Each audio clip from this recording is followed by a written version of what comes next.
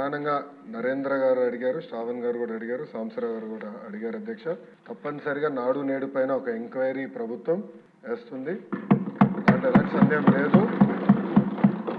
Agreements ఏంటి, గతంలో ఎవరికి ఇచ్చారు ఈ వర్క్లు, ఎందుకు పనులు సరిగా జరగలేదు, నాసరికైన పనులు జరిగిననేది పేపర్లో కూడా గతంలో వచ్చింది. దానిపైన తప్పనిసరిగా ఎంక్వైరీ వేస్తాం.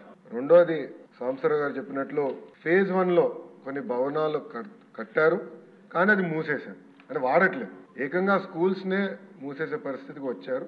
తెలుగుదేశం, జనసేన, భారతీయ జనతా పార్టీ విధానం ఒకటి. ప్రభుత్వ పాఠశాలల్ని మేము బలోపేతం చేస్తాం. ప్రైవేట్ పాఠశాలలకి ధీటుగా ప్రభుత్వ పాఠశాలలు తీర్చిదిద్దాలనేది మా లక్ష్యం. అందుకే చంద్రబాబు నాయుడు గారి నాయకత్వంతో మెగా డిఎస్సి కూడా ప్రకటించాం. ఉపాధ్యాయుల పోస్టులు కూడా భర్తీ చేస్తున్నాం. నెక్స్ట్ ఇయర్ ఏదైతే స్కూల్ ఓపెన్ అయ్యే సమయానికి ఉపాధ్యాయులు కూడా పకడ్బందీగా మేము ఏర్పాటు చేస్తాం. దాంతోపాటు రాజుగారు ప్రధానంగా ప్లే గ్రౌండ్స్ ఏర్పాటు చేస్తే బాగుంటుందని కోరారు. ఉపాధి హామీ పథకంతో అనుసంధానం చేస్తాం. పవనంతో నేను చర్చిస్తాను.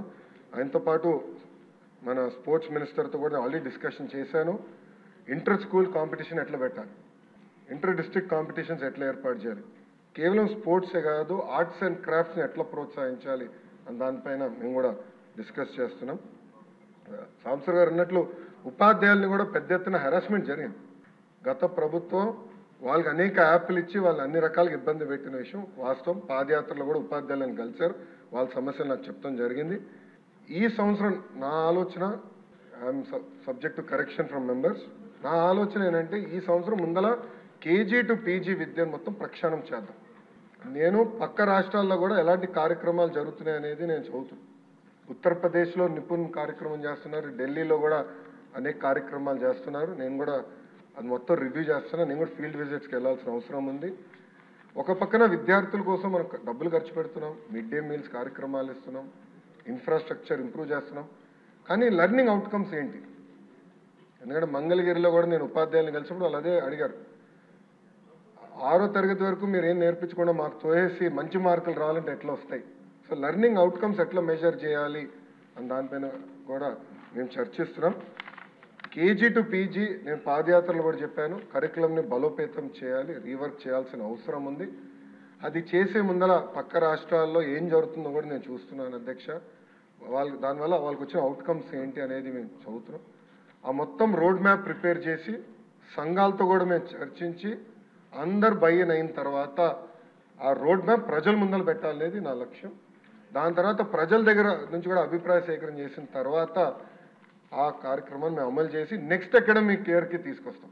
అంటే గత ప్రభుత్వం లాగా రివర్స్ టెండరింగ్ అనే హడావిడిగా చేసి పోలవరం ఎట్లయితే సర్వనాశనం చేశారో అలా నేను చేయదలుచుకోవాలి విద్యా వ్యవస్థని.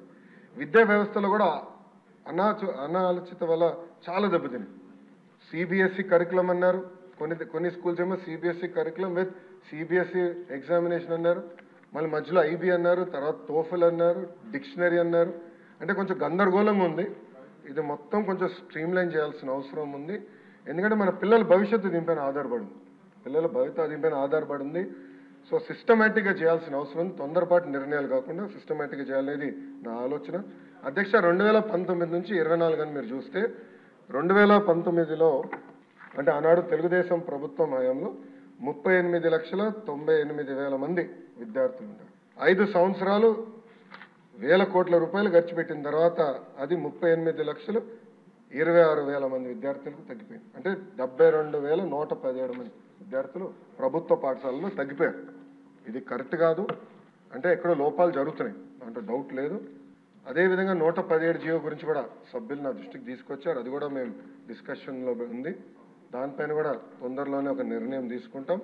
కానీ ఎన్డీఏ ప్రభుత్వ ఆలోచన వెరీ క్లియర్, ఉపాధ్యాయులు నియమిస్తాం, ఆగిపోయిన పనులు పూర్తి చేస్తాం, జరిగిన పనులపైన తప్పనిసరిగా ఎంక్వైరీ చేస్తాం. థ్యాంక్ యూ అధ్యక్ష. మంత్రి గారు సభ్యులకి వచ్చిన ఏంటంటే ఎంక్వైరీ జరగాలి, దాని మీరు తీసుకునే చర్యలు ఇది అవసరమైన చెప్తూ బాగుంటుంది నా ఉద్దేశం. అధ్యక్ష గౌరవ సభ్యులు ఎంక్వైరీ కోరారు అధ్యక్ష, తప్పనిసరిగా ఎంక్వైరీ చేస్తాం అధ్యక్ష. దాని తర్వాత నెక్స్ట్ సెషన్ అంటే ఎంక్వైరీ నివేదిక వచ్చిన తర్వాత నెక్స్ట్ సెషన్లో నేను టేబుల్ చేస్తాను. ఓకే.